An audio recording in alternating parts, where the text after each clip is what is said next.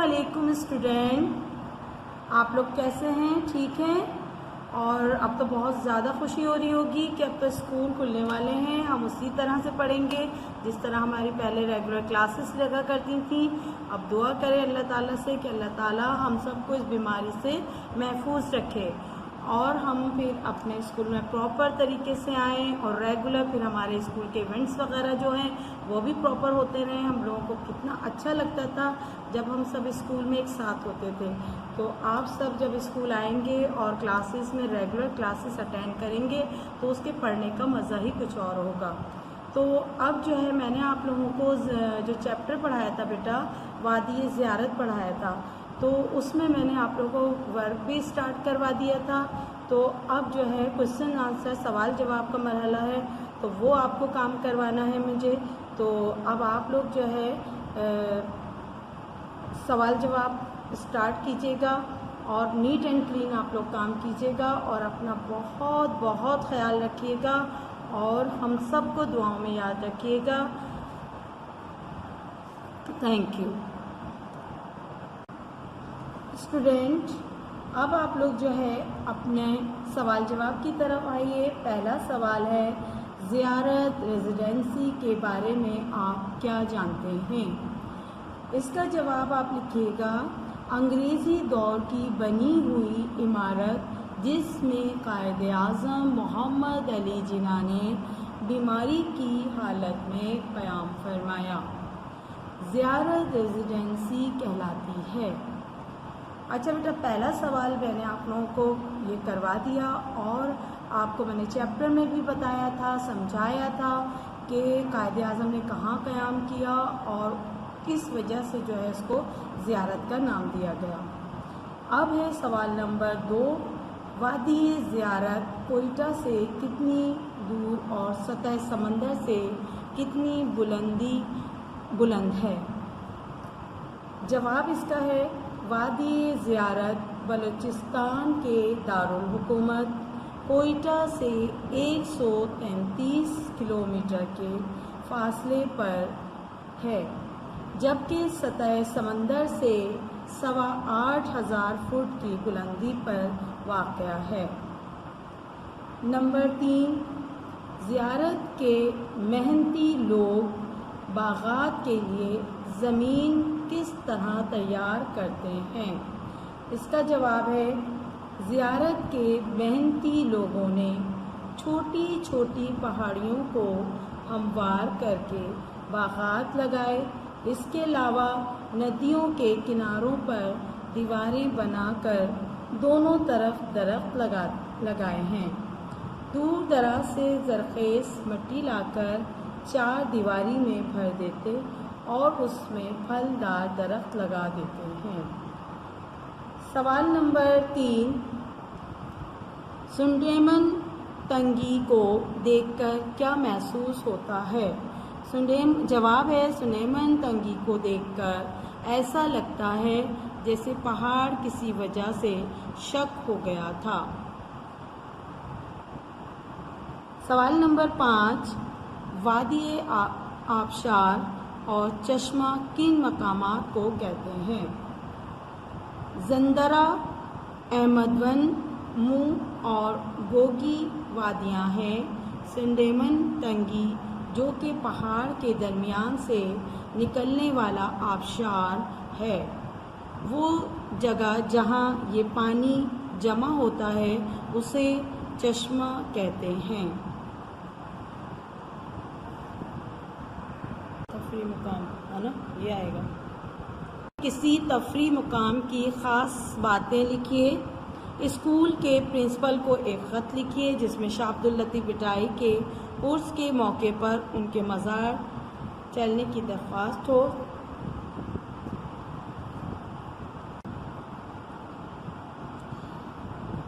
गुज़िश्ता दिनों गर्मियाँ भी थीं और स्कूल की छुट्टियाँ भी थीं, क्योंकि अभी इम्तहानात ख़त्म हुए थे और हम नताइज का इंतज़ार कर रहे थे। जब अब्बू ऑफिस से घर आए तो उन्होंने बताया कि वो हमें सैर व तफरीह के लिए किसी ख़ास जगह ले जाना चाहते हैं। वो ख़ास जगह कोई और بھی ہمارا نیشنل میوزیم تھا۔ سب بہن بھائیوں نے خوشی کا نعرہ لگایا اور اس میوزیم میں ہمارا قومی ورثہ ہے جو کہ ہماری پہچان ہے، ہماری ثقافت، ہماری تاریخ اور ہماری کرنسی کی یادگار۔ ہمارے ملک کی دفاعی انتظام سے متعلق بھی کافی معلومات ہمیں ملی۔ واپسی پر ہم نے آئس کریم کھائی اور گھر آ کر آرام کیا۔ بیٹا دیکھیں، آپ لوگوں کو تفریح مقام کے بارے میں نے یہ ٹاپک بھی دے دیا، اس کی کچھ سطح وہ لکھوا دی۔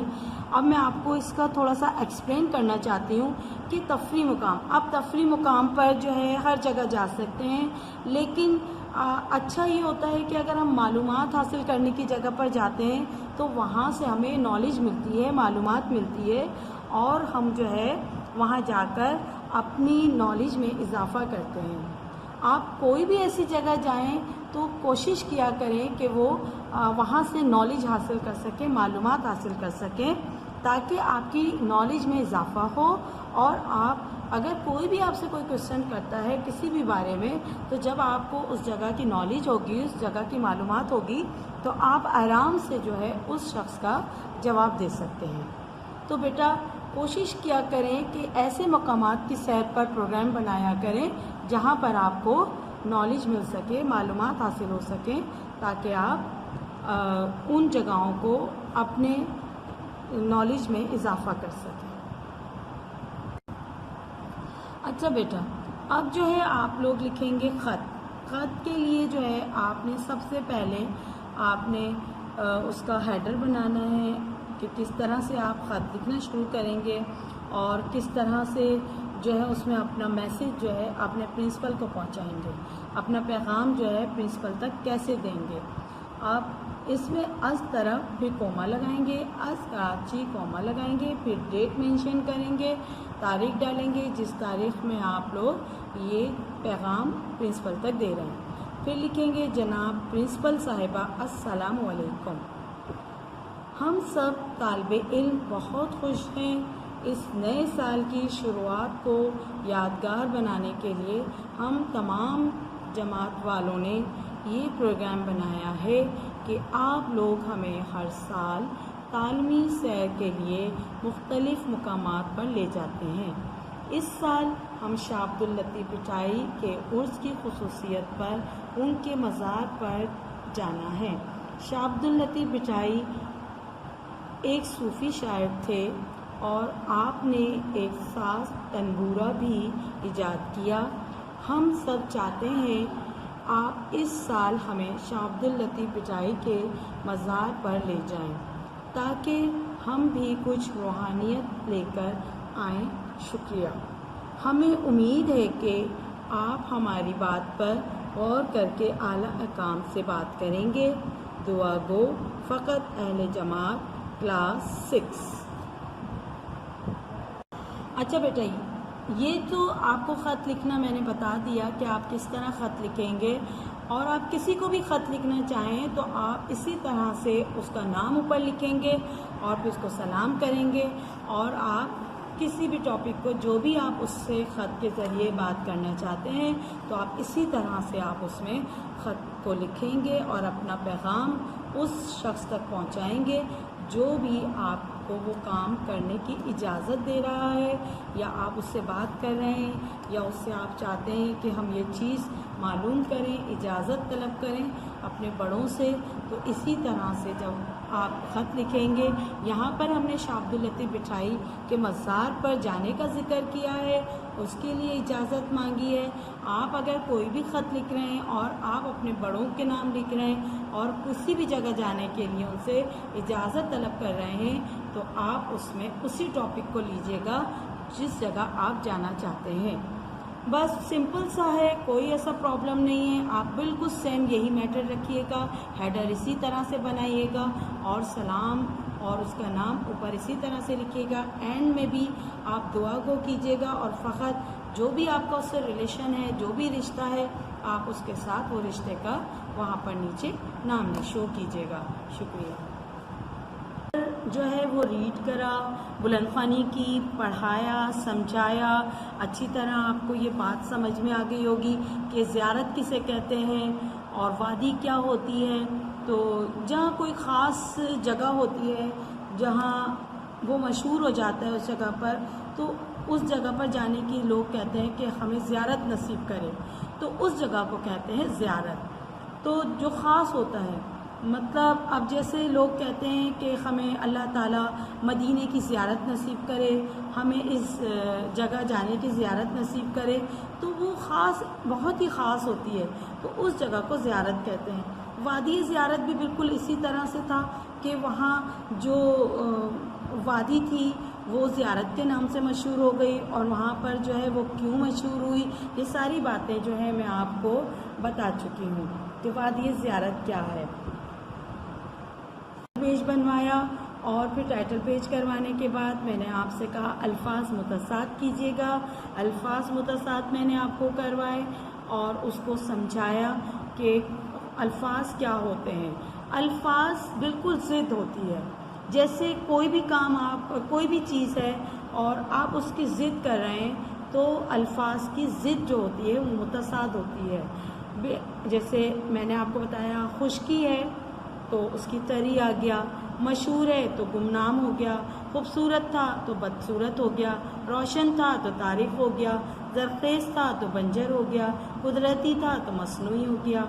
یہ سب میں نے آپ کو متصاعد بتائے۔ اسی طرح بہت سی چیزیں ہیں الفاظ متصاعد جو ہے آپ لوگ اب اگر کوئی بھی الفاظ آپ کو دیے جائیں کہ آپ ان کی متصاعد بنائیے تو آپ ایزیلی جو ہے ان کو دیکھتے ہوئے، ان کو یاد رکھتے ہوئے اپنے دماغ میں ان چیزوں کو بٹھا کر آپ جو ہے ان الفاظ کی متصاعد ایزیلی بنا سکتے ہیں۔ اب پھر اس کے بعد جو ہے میں نے آپ لوگوں کو واحد کی جمع اور جمع کی واحد کرنا بتائی۔ اگر آپ کو کوئی جو ہے بہت واحد اور جمع ایک ساتھ دے دیتا ہے اور یہ کہتا ہے کہ واحد الگ کیجئے اور جمع الگ کیجئے تو بھی آپ ان کو اسی طرح سے کریں گے، اور اگر کوئی یہ کہتا ہے کہ واحد کی جمع بنائیں اور جمع کی واحد بنائیں تو بھی آپ اسی طرح سے کریں گے۔ اب جیسے کہ جنس ہے اجناس بنا دیا، مقام کا مقامات بنا دیا، معدنیات کا معدنی بنا دیا، چوٹی کا جو ہے چوٹیاں بنا دیا، جنگلات کا جنگل ہو گیا، ایام کا یوم ہو گیا۔ اسی طرح کتاب ہے تو کتابیں ہو جائے گا، کمرہ ہے تو کمرے ہو جائیں گے، لڑکا ہے تو لڑکے ہو جائیں گے، لڑکی ہے تو لڑکی ہو جائے گی۔ یعنی آپ کو کوئی بھی اگر کہتا ہے کہ آپ یہ چیز واحد ہے اور اس کی جمع بنا لیں تو آپ ایزیلی اس کی جمع بنا لیں گے، اور اگر جمع کوئی دے دیتا ہے تو آپ ایزیلی جو ہے اس کی واحد بھی بنا لیں گے۔